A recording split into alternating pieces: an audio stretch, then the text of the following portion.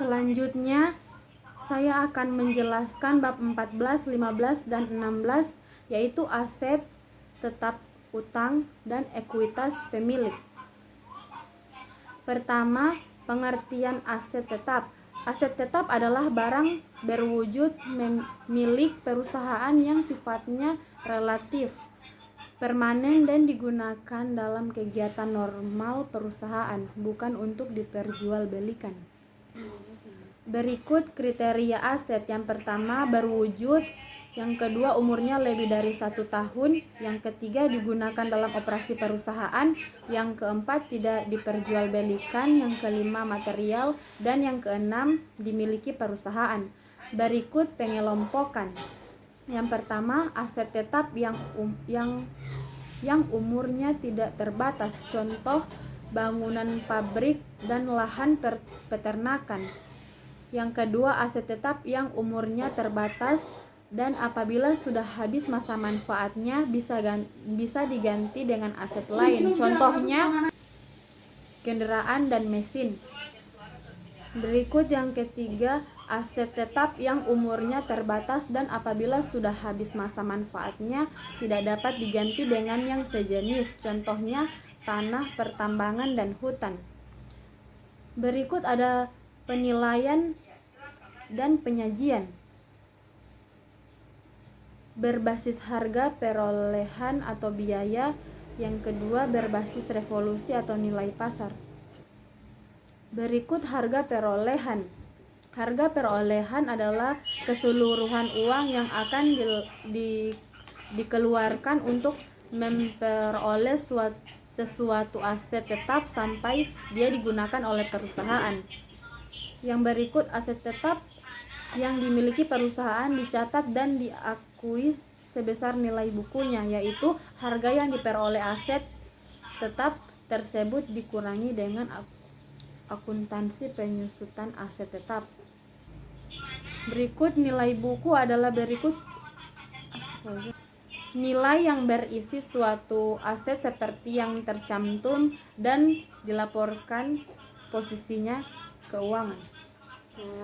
Berikut cara-cara memperoleh aset tetap. Yang pertama, pembelian tunai, pembelian angsuran, ditukar dengan surat berharga, ditukar dengan aset tetap yang lain, dan yang terakhir diperoleh sebagai donasi.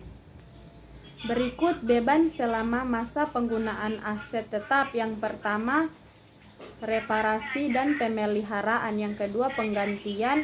Yang ketiga, penambahan. Berikut penyusutan.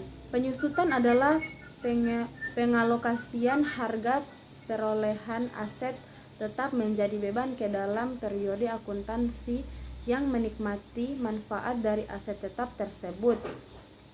Adapun 3 faktor yang menentukan beban penyusutan, yaitu yang pertama harga perolehan, yang kedua nilai sisa atau residu, dan yang terakhir taksiran umur kegunaan.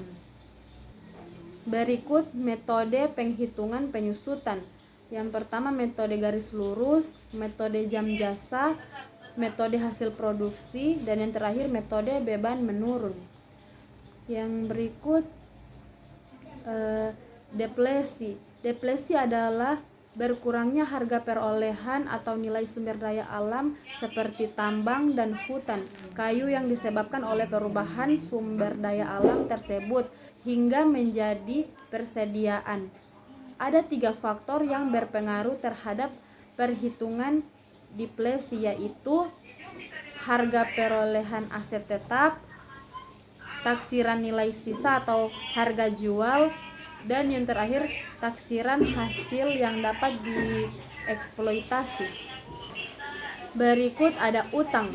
Utang adalah kewajiban perusahaan untuk membayar sejumlah uang atau jasa atau barang di masa mendatang kepada pihak lain akibat transaksi yang dilakukan di masa lalu. Adapun kriteria dari utang adalah yang pertama, jumlah nominal jelas, yang kedua, pihak penerimaannya jelas, dan yang ketiga, berdasarkan transaksi yang telah terjadi di masa lalu.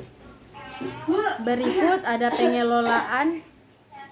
ada pengelompokan utang. Berdasarkan jenis aktivitas transaksi. Yang pertama, utang usaha, yang kedua utang bank, yang ketiga wesel bayar, yang keempat obligasi, yang kelima utang dividen, dan yang terakhir utang pajak. Berikut pengelompokan utang berdasarkan jangka waktu. Yang pertama, utang jangka pendek dan utang jangka panjang. Berikut ekuitas pemilik. Ekuitas pemilik perusahaan menunjukkan jumlah kontribusi pemilik perusahaan dan bagian laba yang dihasilkan serta dibagikan sebagai dividen oleh perusahaan. Adapun sumber utama dari ekuitas pemilik adalah kontribusi pemilik perusahaan dan akumulasi laba usaha yang belum dibagikan kepada pemilik perusahaan. Berikut ada modal saham.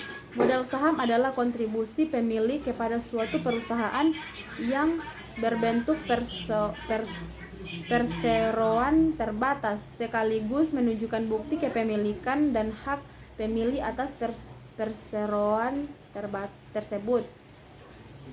Berikut beberapa hak yang melekat pada kepemilikannya. Yang pertama, hak untuk berpartisipasi, hak untuk memperoleh laba, hak untuk membeli saham baru, dan yang terakhir, hak untuk menerima pembagian aset.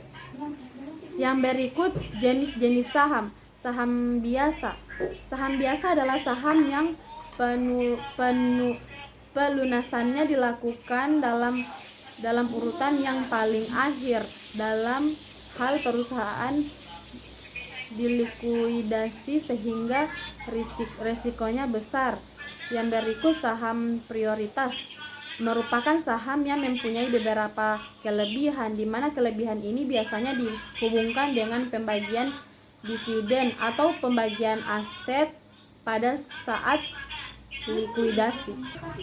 Yang berikut ada pencatatan modal saham. Yang pertama, modal saham statuter. Yang kedua, modal saham yang beredar. Yang ketiga, modal saham yang belum beredar. Yang keempat, modal di setor. Yang kelima, modal saham treasury. Yang keenam, modal saham dipesan. Berikut ada saldo laba ditahan. Saldo laba ditahan adalah akumulasi dari laba usaha yang diperoleh suatu perusahaan selama beberapa periode yang belum dibagikan kepada pemegang saham dalam bentuk dividen. Yang berikut dividen. Dividen adalah bagian dari laba usaha yang diperoleh perusahaan dan diberikan oleh perusahaan kepada para pemegang sahamnya sebagai imbalan atas kesediaan mereka menanamkan hartanya dalam perusahaan. Dan yang terakhir jenis-jenis dividen, yaitu dividen tunai, dividen harta, dividen scrip, dividen saham, dan yang terakhir dividen likuidasi. Baiklah, sekian dari saya. Wassalamualaikum warahmatullahi wabarakatuh.